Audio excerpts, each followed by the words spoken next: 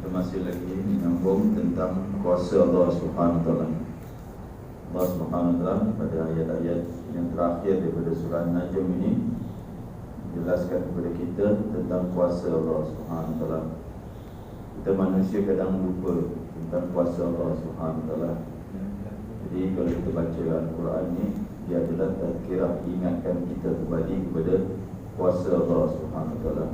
Kita ni rasa macam kita berkuasa. Apalagi kita yang tak ada kuasa pun rasa macam kita berkuasa, apalagi orang yang dah ada kuasa.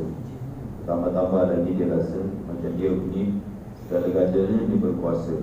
Dia tak sedar bahawa ada lagi yang berkuasa daripada dia. Allah Subhanahu Wa Taala jelaskan kuasanya, iaitu annahu wa annahu, dan sesungguhnya dia dialah aghna. Aghna ni kaya sebenarnya, wani tu kaya. Jadi ada tak mengayakan, mengkayakan seseorang itu. Diterjemah ni dia yang memberi, memberi apa yang diperlukan. Yang ini terjemah tafsiran, banyak tafsiran aghna ni. Sebenarnya banyak tafsiran. Tapi kalau di sudut bahasa aghna ni, dia memberi kekayaan, dia yang memberi kekayaan. Tapi dah terjemah Melayu lah, terjemah Indonesia gini dan sesungguhnya dialah yang memberi kekayaan dan aghna ni kecukupan. Melayu pula terjemah, dan sesungguhnya dialah yang memberi apa yang diperlukannya dan memberikannya tambahan yang boleh disimpan. Melayu lagi lebih pusing sikitlah tuan-tuan Melayu. Jadi pasal apa Melayunya terjemahan macam ini? Dia ikut tafsir, dia ikut kitab tafsir yang lain. Yang Indonesia ikut kitab tafsir yang lain. Kata dekat tafsiran dia ada, saya baca tafsiran dia ada sampai 5-6 tafsiran. Jadi yang ini ikut tafsiran satu ni, yang ini ikut tafsiran yang ini. Jadi saya, itu Ustaz ikut mana? Saya ikut Indonesia punya tuan-tuan. Maaflah. Yang ini pening sikit nak jelaskan yang Melayu punya. Yang Indonesia punya lagi straightforward. Aghna ni ghani, kaya. Dia menjadikan seorang itu kaya. Ini kuasa Allah SWT. Kerana dia ada kekayaan ini, dia ada kaitan dengan apa? Rezeki. Rezeki kita semua Allah SWT dah tulis rezeki kita. Jadi ada orang yang Allah SWT dah tulis rezeki dia 50,000 tahun sebelum dicipta langit dan bumi, dah ditulis rezeki kita. Jangan risau-risau tentang rezeki. Tahun ni kita kena berita kerja, confirmnya rezeki awak sampai situ je. Sebab company ni, contohlah sebab company ni rezeki awak begitu je, awak akan diberhentikan kerja. Nak mengamuk macam mana, nak salahkan siapa lagi. Tapi memang rezeki sampai ke tahap itu.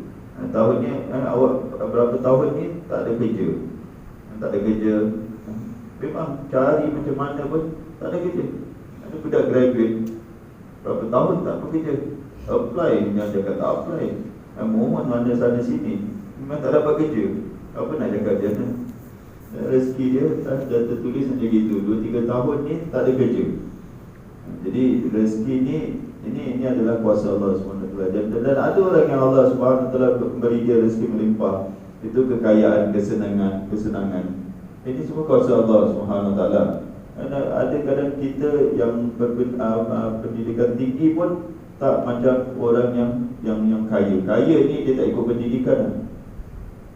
Kalau kaya ikut pendidikan, level pendidikan ni, kita tengok orang yang kaya ni pendidikan dia biasa-biasa je. Dia kadang tak sampai pendidikan paling tinggi PhD lah. Orang-orang kaya ni dia kadang degree pun tak ada. Degree pun tak ada. Biasa-biasa je dia boleh jadi kaya. Macam mana tu? Yang betul lah, yang rasuah dia itu semua kita tak tahu. Yang betul-betul berusaha lah, betul-betul berusaha. Macam mana dia boleh jadi kaya? Macam mana tu tak? Macam mana? Allah lah yang bagi kaya kan dah semua. Allah punya kuasa. Dia nak kayakan seseorang tu, dan terus immediately dia kaya. Ada seorang kawan saya berusaha dan meniaga tak berjaya. Satu hari dia call saya, aku dah jadi orang kaya lah. Di mana? Dia sendiri cakap, dah jadi kaya, aku dah kaya. Mak aku meninggal, aku waris. Dapat dia punya harta warisan. Dia seorang anak lelaki. Mak dia tinggalkan rumah di Singapura tu macam bukan teres, macam banglo je gitu. Kau juta tu. Terus kaya. Tanpa dia usaha apa dia buat? Tak ada usaha, tak ada apa. Usaha tak kaya-kaya. Niaga tak kaya. Sekali mak meninggal dia, terus dia jadi kaya. Jadi kaya ni kita tak boleh gambarkan macam mana orang jadi kaya. Cuma kita kena berusaha lah. Tapi itu tidak menjamin. Sebenarnya Allah SWT menentukan siapa kaya. Dan biasanya kalau kita cakap kaya, lawan dia apa? Miskin. Dia menjadikan seorang itu memberi kekayaan, dan dia yang menjadikan seorang, kalau akal kita lah, miskin. Tapi Allah tak cakap miskin. Allah kata apa? Aqna. Aghna wa aqna. Kecukupan, cukup. Tak ada Allah SWT guna perkataan itu cukup. Di macam mana pun seorang itu dia cukup sebenarnya. Kita cakap dia miskin. Kalau orang miskin dia takkan dia tak ada makan. Dia ada makan, ada. Ya, kalau orang miskin macam mana pun lah cakap siapa yang miskin. Kalau ada orang miskin lah, kita cakap ada tadi makan tak? Tengah hari makan tak? Orang miskin makan tapi telur je. Dah bagus lah makan telur. Kau nak makan apa? Dah ada rezeki lah tu. Apa nak buat? Sekarang student komplain, sudah makan telur je, nasi putih dengan telur je. Student komplain. Awak pergi tempat negara-negara. Saya belajar di Madinah, tuan-tuan. Budak Indon selama 4 tahun belajar. Nasi putih, telur dadah, Indomie. 4 tahun tu makan itu je. Saya sebulan je terus give up, angkat tangan, surrender. Makan itu je, hari-hari makan itu. Telur dadah, nasi putih dengan Indomie punya kuah. Mula sedap lah, sedap. Lepas tu saya cakap, aku tak boleh tahan lah makan. Hari-hari menu sama je. Tengok, tak ada komplain pun. Kita kena makan nasi dengan telur je dah komplain dah itu. Jadi ada cukup dah. Makan dah makan nasi dengan telur tu dah okey lah tu. Dah makan. Itu yang paling budget sekali lah, nasi dengan telur. Tapi syukur lah. Nantilah lepas belajar ni awak akan makan yang sedap. Sabarlah sikit. Ini baru belajar pun nak makan sedap. Belum tak ada kerja, belajar. Orang belajar nak makan sedap. Belajar buat hal macam belajar je lah. Belajar je, jangan fikir tentang makan. Nanti dah ada kerja buat fikir tentang makan.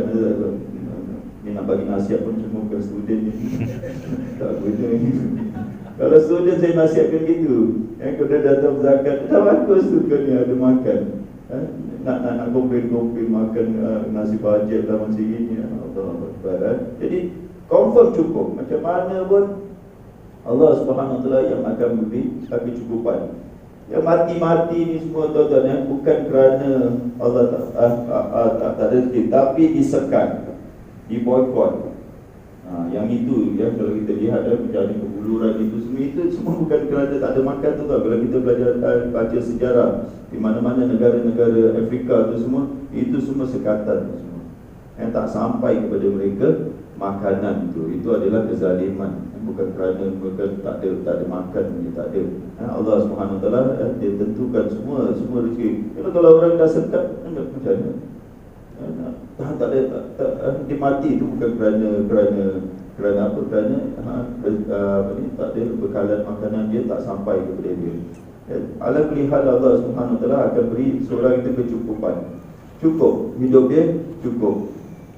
Itu